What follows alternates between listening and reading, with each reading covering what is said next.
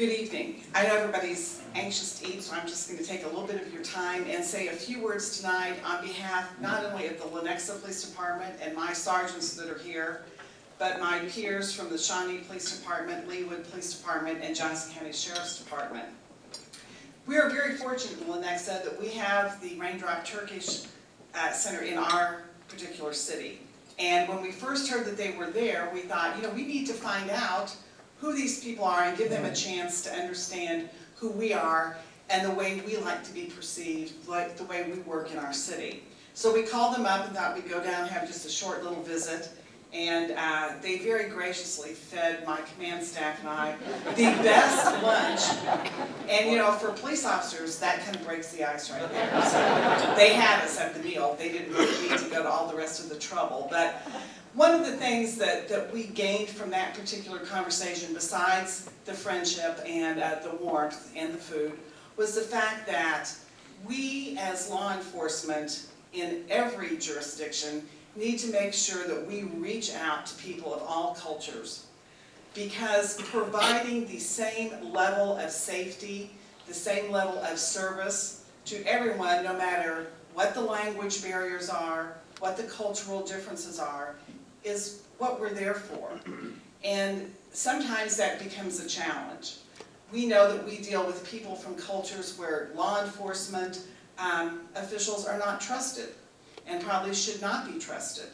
And so I think one of the big advantages to having us in this room tonight is to give us an opportunity to reach across the table and spend some time letting you know what it is that we're about and finding out what your expectations are, how you want to be safe in your communities. I have a funny little story I'm going to tell about Raindrop.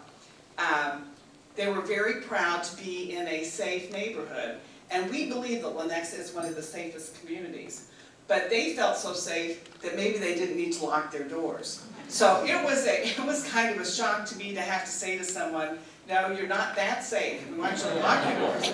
So I went back to the police station and went down to roll call and said to that particular shift of officers, I want you to pay some special attention and go down there and make sure those doors are locked. And whoever is the first person to go down and make a contact is going to get a prize. We gave them a little folio for their report forms.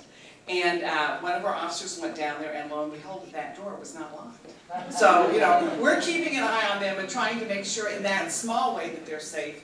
But on the bigger, grander scale for this entire metro area, you know, we want to make sure that we break down some of those barriers of distrust.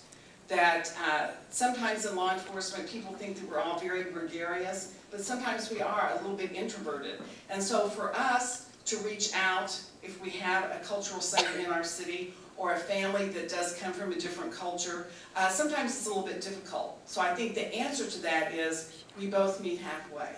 And if we both meet halfway, we're going to see some real progress. We're all going to benefit from those connections.